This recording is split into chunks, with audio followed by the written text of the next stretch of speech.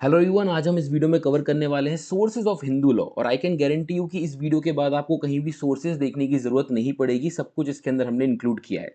चलिए शुरू करते हैं। सोर्सेज आपका डिवाइड किया गया है, दो प्रकार के सोर्सेज है। पहला आपका आता है एंशिएंट सोर्स, दूसरा आपका है मॉडर्न सोर्स। एंशिएंट सोर्स के अंदर पहला आता है आपका श्रुति। बेसिकली एंशिएंट सोर्स को जो है चार पार्ट्स में बांटा गया है। दूसरा है आपका स्मृति, तीसरा है आपका डाइजेस्ट एंड कॉमेंट्रीज और फोर्थ है आपका कस्टम। फिर आते हैं आपके मॉडर्न सोर्सेज। अब मॉडर्न सोर्सेज को जो है तीन पार्ट्स में आपका बांटा हुआ है। अगर हम बात करें पहले की, तो पहला आपका है equity, justice and good conscience, दूसरा है आपका लेजिस्लेशन, तीसरा है आपका प्रेसिडेंट।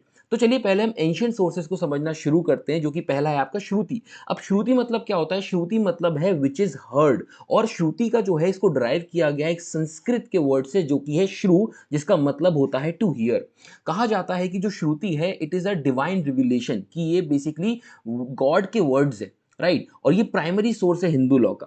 अब अगर हम बात करें कि उस समय पर जो है राइटिंग तो आपकी जो है डेवलप नहीं हुई थी या इन्वेंट नहीं हुई थी एंशिएंट टाइम में, तो इसको बहुत समय तक इस नॉलेज को जो है, ये जो डिवाइन रिविलेशन हुआ था, इसको ट्रांसमिट किया गया ओरली बाय सेजेस। जो ऋषि मुनि हुआ करते थे वो अपनी फैमिलीज को, अपने शिष्यों को जो है वो इस तरीके से नॉलेज ट्रांसमिट किया करते थे, और जनरेशन टू जनरेशन इस तरीके से पास ऑन होता था। वेद और उपनिषद आपके प्राइमरी सोर्सेज हैं श्रुति के, जो कि रिप्रेजेंट करते हैं सेक्रेड एंड प्योर अटरेंसेस। अब जो वेद है इनको कैटेगराइज किया गया है चार मेन पार्ट में। बेसिकली पहला है आपका ऋग्वेद, दूसरा यजुर्वेद, तीसरा सामवेद और फोर्थ है आपका अथर्ववेद। चलिए इन वेद को हम समझते हैं क्या है। अगर हम बात करें सबसे पहले ऋग्वेद की, तो ऋग्वेद जो है आपका ओल्डेस्ट वेद है। और ये कंसिस्ट करता है hymns of praise of the natural forces, जैसे वायु हो गई, अग्नि हो गया आपका। तो इन सब चीज़ों, जो नेचुरल फोर्सेस है ना, उनकी प्रशंसा करता है, उनको लेकर सॉन्ग्स वगैरह इसके अंदर लिखे हुए हैं। दूसरा आपका है यजुर्वेद। यजुर्वेद बात करता है इंस्ट्रक्शन को लेके, ये रिचुअल्स कैसे परफॉर्म करने हैं उनके रिलेटेड जो है गाइडेंस बताता है। उनको लेकर जो है आपका यहाँ पर इंस्ट्रक्शन इसके अंदर दिए गए हैं कि कैसे सेक्रीफाइसेस को परफॉर्म करना है।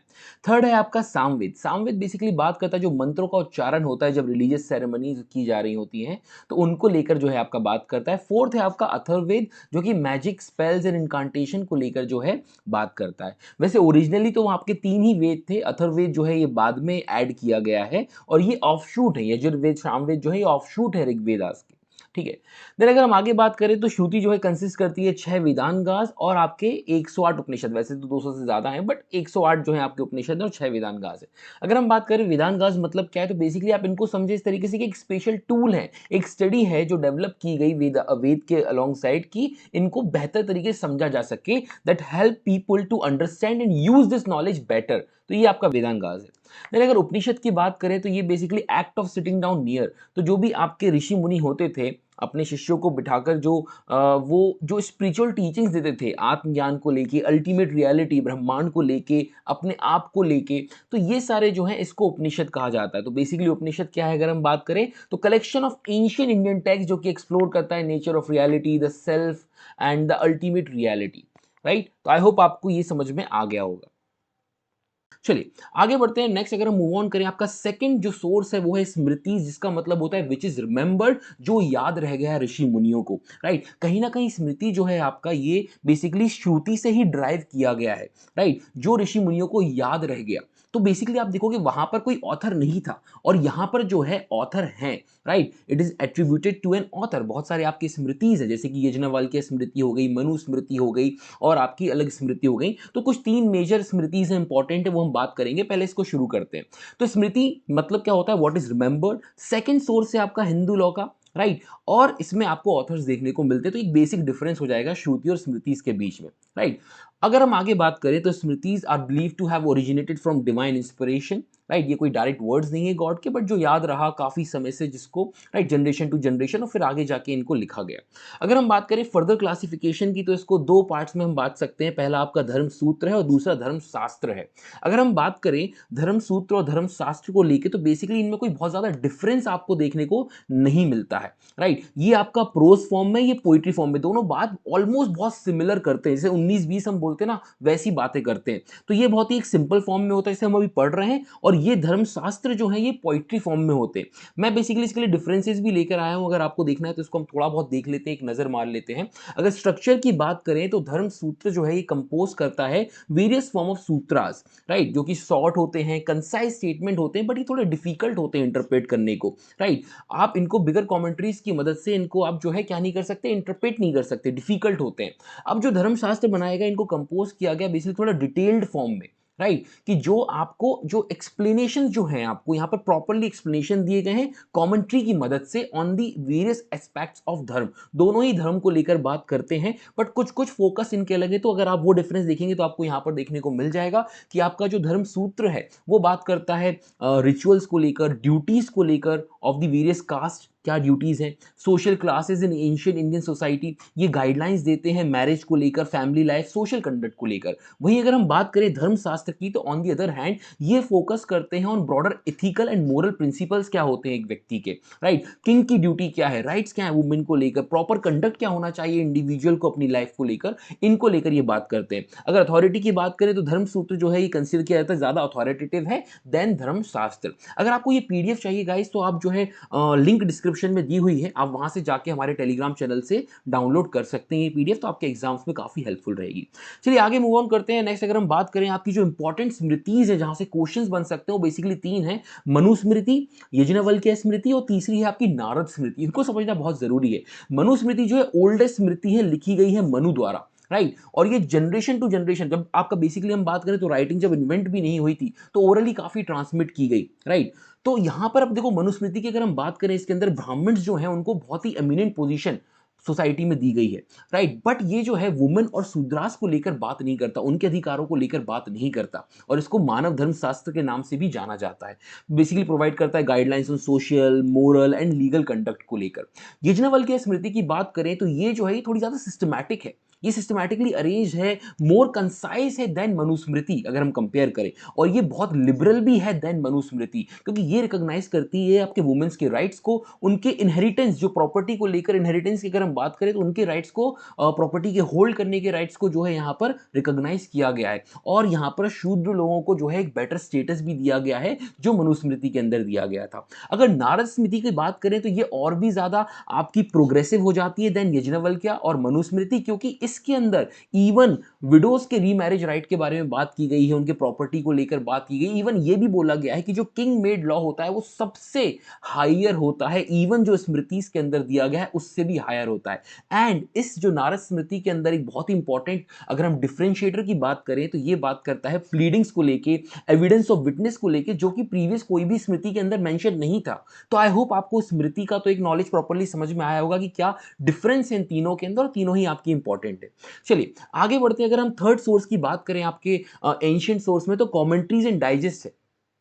अगर हम बात करें तो कमेंट्रीज डाइजेस्ट की जरूरत क्यों पड़ी इसको समझना बहुत जरूरी है, क्योंकि क्या हुआ था, प्रॉब्लम क्या थी कि स्मृति जैसे हमने अभी देखा जस्ट पीछे कि बहुत सारे कॉन्फ्लिक्टिंग टेस्ट हैं। मनुस्मृति कुछ और बोलता है, वो राइट्स किसी को दे रहा है, यज्ञवल्क्य स्मृति किसी को दे रहा है, नारद स्मृति कुछ अलग बोल रहा है, तो बहुत कॉन्फ्लिक्टिंग टेक्स्ट थे अपने आप में, तो जरूरत थी कुछ कॉमेंट्रीज डाइजेस्ट की। तो कॉमेंट्रीज डाइजेस्ट जो है स्कॉलर्स ने बनाया गया, एक्सप्लेन किया गया, इलेबरेट किया गया, जो टीचिंग्स प्रिंसिपल स्मृति के अंदर हमें देखने को मिली, बट कैसे एक हार्मनी क्रिएट की गई, जो भी कॉन्फ्लिक्टिंग टेक्स्ट थे उनके बीच हार्मनी क्रिएट की गई, क्यों डिफरेंसेस है उनको समझाया गया और रिकंसाइल किया गया, जो भी कॉन्ट्राडिक्शंस थे आपके, तो एक प्रॉपर एक सिंथेसिस बनाया गया और फिर उनको यहां पर जो है आपके सामने लाया गया। तो इवोल्यूशन ऑफ डिफरेंट स्कूल्स की अगर हम बात करते हैं, मैंने वैसे स्कूल्स पर एक वीडियो ऑलरेडी अपलोड कर दी, अगर आप चाहे तो देख सकते हैं, मिताक्षरा और दया भागा को लेके, और जो ये डिफरेंट स्कूल्स भी कैसे बने हैं, ये आपकी जो डिफरेंट कमेंट्रीज है उन्हीं पर बेस्ड है, राइट। जो दया भागा और मिताक्षरा है ये most important commentaries and digest हैं आपकी, और इसी पर आपके स्कूल्स बने हुए हैं।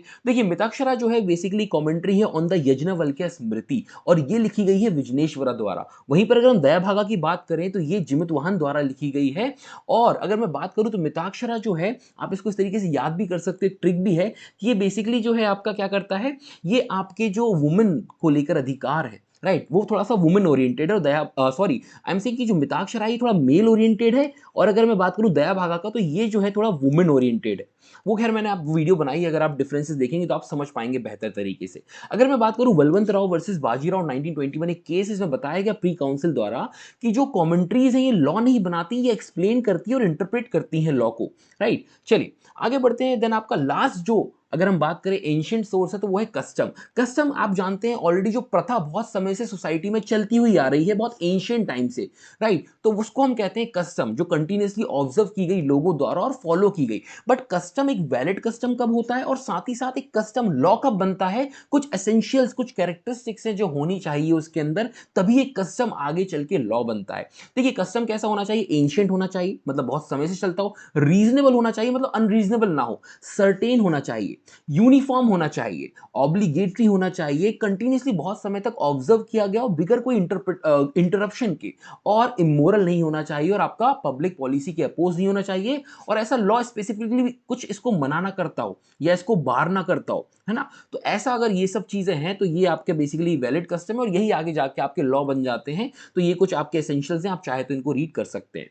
चलिए अब आगे बढ़ते हैं मॉडर्न सोर्सेज की ओर। अच्छा, मॉडर्न सोर्सेज की ओर बढ़ने से पहले हम एक बार कुछ केसेस में आपके लिए लेकर आया था, इनको भी हम डिस्कस कर लेते हैं क्विकली एक बार।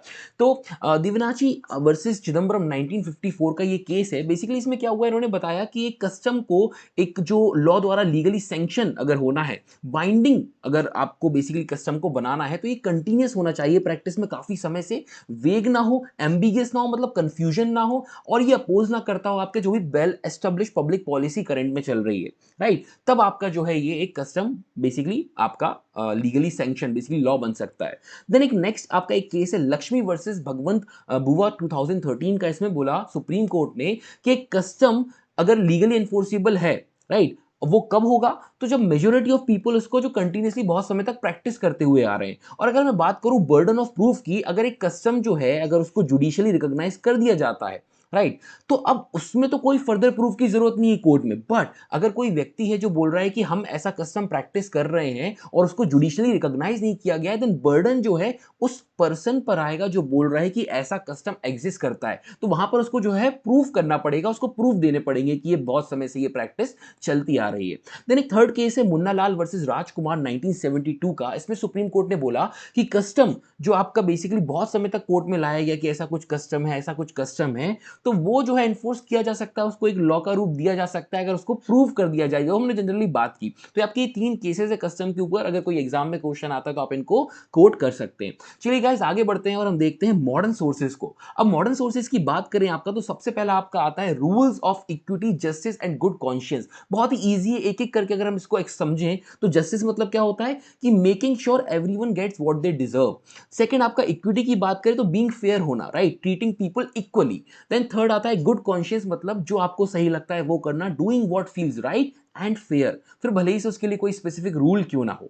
राइट, अगर हम बात करें इक्विटी जस्टिस गुड कॉन्शियंस की, ये बहुत ही इंपॉर्टेंट आपका प्रिंसिपल है, इंपॉर्टेंट सोर्स है लॉ का। और अगर कभी भी कॉन्फ्लिक्ट होता है दो सोर्सेज के बीच में, राइट, या फिर मैं बोलूं कि जब कोई एंशिएंट सोर्स एक्सप्लेन नहीं करता कि इस पर्टिकुलर एस्पेक्ट में क्या होगा, तो फिर जो कॉन्फ्लिक्ट होता है उसको इस एप्लीकेशन, इस सोर्स के द्वारा कोर्ट उसको जो है रिजॉल्व करने की कोशिश करता है। एक केस भी है गुरुनाथ वर्सेस कमलाबाई 1951 का। सुप्रीम कोर्ट ने बोला कि अगर कोई एग्जिस्टिंग हिंदू लॉ जो आपका इस बारे में कुछ नहीं बताता है, राइट, इस बारे में कुछ नहीं बोलता है, तो जो जजेस होंगे कोर्ट के, उनके पास अथॉरिटी होगी कि वो उस केस में डिसाइड कर सकते हैं इस प्रिंसिपल का इस्तेमाल करके, इस प्रिंसिपल को अप्लाई करके। चलिए आगे बढ़ते हैं नेक्स्ट सोर्स की ओर। नेक्स्ट सोर्स है आपका लेजिस्लेशन। अब लेजिस्लेशन कुछ नहीं है guys, basically codified form of law. जो आपने आपने अगर हिंदू लॉ पढ़ा है तो आपने वो चार सोर्सेज अगर आपने देखे होंगे जो आपके मेन जो लॉज है हिंदू लॉ को, राइट, तो जो कोडिफाइड है बेस्ट आपका जो पहला हिंदू मैरिज एक्ट 1955, दूसरा Hindu adoption and maintenance act 1956, third Hindu succession act, और फोर्थ आपका माइनॉरिटी एंड गार्जियनशिप को लेकर है। ये आपके कोडिफाइड लॉज है। अब इनकी जरूरत क्यों पड़ी अगर मैं आपको बताऊं, तो पहले की अगर हम बात करें जब ये जो लॉ एग्जिस्ट नहीं करते थे, अनकोडिफाइड था, तो बेसिकली क्या होता था कि डिफरेंट रूल्स, डिफरेंट प्रैक्टिसेस अलग अलग देश में जो है इस्तेमाल की जा रही थी। राइट, तो इसको हटाने के लिए इनको एब्रोगेट करने के लिए और एक यूनिफॉर्मिटी लाने के लिए आपका इनको कोडिफाई किया गया। तो देखिए लेजिस्लेशन जो एक नेसेसिटी बन जाता है not only to attain uniformity but also to abrogate जो इनह्यूमन या कुछ इरेशनल प्रैक्टिसेस चल रही थी उनको हटाने के लिए आपका जो है कोडिफाइड फॉर्म ऑफ लॉ को जो है लाया गया। तो बहुत ही इंपॉर्टेंट सोर्स हो जाता है मॉडर्न सोर्स की अगर हम बात करें। आई होप आपको एक आइडिया लगा होगा। चलिए नेक्स्ट आगे बढ़ते हैं और लास्ट हमारा जो है judicial president. Judicial president basically क्या, अगर मैं आपको जनरली समझाऊं तो आप देखोगे सुप्रीम कोर्ट का डिसीजन पूरी आपके हमारे देश में लागू होता है। हाई कोर्ट का डिसीजन जो एक स्टेट के अंदर हाईएस्ट अथॉरिटी है तो वो सब पर लागू होता है। तो जब भी ऐसा कोई डिसीजन आता है और कोर्ट में जो है लॉयर्स जो हैं वो उसको एज अ प्रेसिडेंट यूज करते हैं कि देखिए भाई इस केस में ऐसा कुछ डिसीजन दिया गया था, राइट, तो उसका वो एक प्रेसिडेंट देते हैं, राइट। तो ये आपका जो है जुडिशियल प्रेसिडेंट है, ये भी एक इंसेपरेबल सोर्स है हिंदू लॉ का, राइट। अगर हम आगे बात करें आपको तो इसमें एक केस है लोहार अमृतलाल नागजी वर्सेस दोषी जयंतीलाल 1960 का केस है। सुप्रीम कोर्ट ने बोला था कि जो जुडिशियल प्रोनाउंसमेंट्स होते हैं, राइट, ये एक इंटीग्रल कंपोनेंट है हिंदू लॉ का। क्योंकि देखो क्या होता है ना, जैसे जैसे आपका लॉ डेवलप होते जाता है तो कई चेंजेस आते हैं, कुछ ऑल्टर आते हैं, इनहेंस किया जाता है जो आपका ओरिजिनल हिंदू लीगल फ्रेमवर्क है। अगर आप देखोगे हम बात करें हिंदू मैरिज एक्ट की तो आपका बनाया 1955 में गया बट काफी कुछ चेंजेस भी उसमें होते गए जैसे जैसे आपकी सोसाइटी बदलती गई, लॉ डेवलप होता गया, राइट। तो जुडिशियल प्रेसिडेंट एक बहुत ही इंपॉर्टेंट आपका कॉन्सेप्ट है जो कि यहां पर बात करता है। और जब कहीं भी कुछ एग्जिस्ट नहीं करता है, कोई इंपॉर्टेंट इशू पे कोई लॉ जो है साइलेंट है, तो कोर्ट्स जो है उसके ऊपर उसको डिफाइन करते हैं, उन मैटर्स के बारे में बात करते हैं। आई होप आपको यहां तक समझ में आया होगा, जो भी हमने पढ़ा है क्लियर होगा। गाइस काफी मेहनत लगती है इन चीजों को बनाने के लिए। अगर आपको लगता है कि हाँ मैं डिजर्व करता हूँ लाइक वीडियो, तो आप बिल्कुल इसको हमारे चैनल को अगर आप नए हैं तो सब्सक्राइब करें, वीडियो को लाइक करें, कमेंट करके बताएं कि आपको वीडियो कैसे लगा। और आप हमें बता सकते हैं कुछ और टॉपिक्स जो आप चाहते हैं हिंदू लॉ को रिलेटेड या किसी भी सब्जेक्ट को लेकर, हम कोशिश करेंगे जल्दी से जल्दी उन पर वीडियो बनाने के लिए। Thank you for watching this video, मिलते हैं नेक्स्ट वीडियो में, टेक केयर, बाय बाय।